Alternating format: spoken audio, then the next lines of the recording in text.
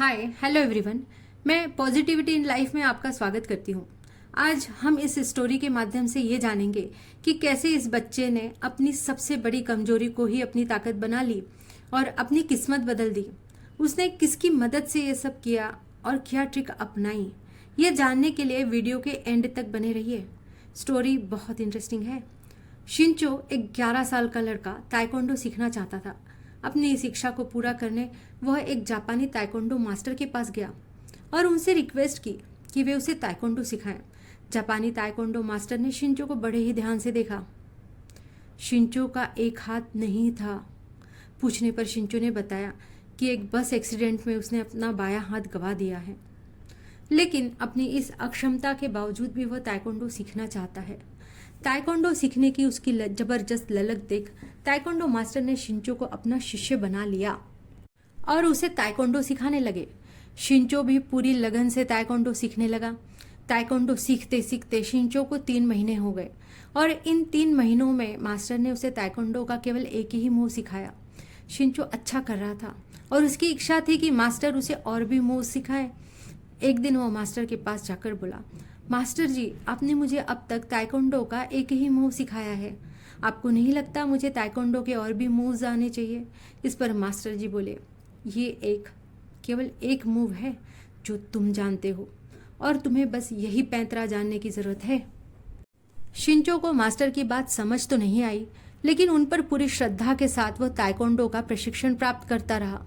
कुछ महीने बीतने के बाद मास्टर शिंचो को एक ताइक्वांडो प्रतियोगिता में ले गए। इस प्रतियोगिता का पहला मुकाबला शिंचो ने बड़ी ही इजीली जीत लिया। दूसरे मुकाबले में भी उसे कोई ज़्यादा मुश्किल नहीं हुई और वह बड़ी ही आसानी से जीत गया। तीसरे मुकाबले में शिंचो को कड़ी प्रतियोगिता का सामना करना पड़ा।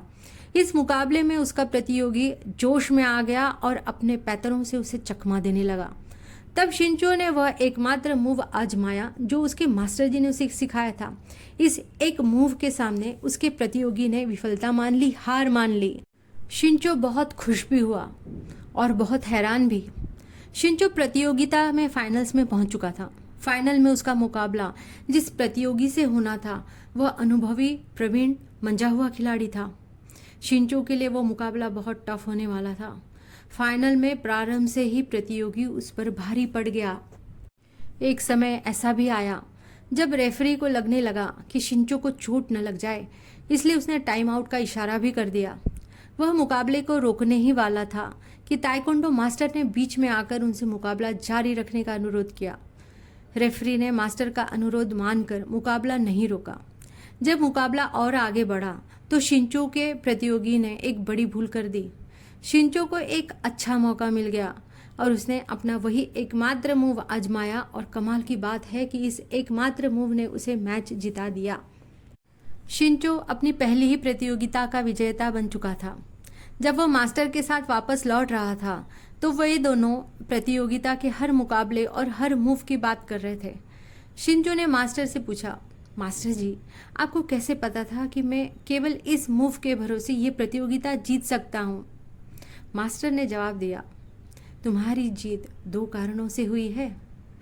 पहली ये कि तुमने ताइक्वांडो के सबसे मुश्किल मूव पर मास्टरी कर ली थी और दूसरी ये कि इस मूव से बचने का तुम्हारे प्रतियोगी के पास केवल एक ही तरीका था कि वह तुम्हारा बायां हाथ पकड़ ले। शिंचो का बायां हाथ नहीं था। उसकी ये शारीरिक कमजोरी उसकी सबसे बड़ी ताकत बन गई थी। इस कहानी से हमें क्या सीख मिलती है? भगवान अगर कुछ छीनते हैं तो उसके बदले में हमें बहुत कुछ देते हैं। भगवान पर श्रद्धा, विश्वास रखें। जब आपकी कमजोरी आपकी ताकत बन जाएगी तो दुनिया का हर असंभव काम हम कर सकते हैं। कई बार हम अपनी कमियों के लिए भगवान से शिकायतें करते हैं, अपनी परिस्थितियों को कोसते हैं, खुद को या अपने परिवारजनों को दोष देते हैं। उस वक्त हम ये नहीं समझ पाते कि हमारी कमियां भी एक दिन हमारी सबसे बड़ी ताकत बन सकती है। हम सब खास और महत्वपूर्ण हैं। हम इस सृष्टि की श्रेष्ठ कृति हैं। कभी ये ना सोचें कि हम में कोई वीकनेस, कमजोरी या कमी है और स्वयं में कभी भी हीनता की भावना न लाएं। अपना कर्म करते जाइए, हमें सफलता ज़रूर मिलेगी, अवश्य मिलेगी। इसी तरह की पॉजिटिविटी के लिए मेरे चैनल से जुड़ें और ऐसे ही रोचक कहानियाँ, कोट्स, बुक्स, टेक्निक्स से अपनी लाइफ में पॉजिटिविटी लाइए।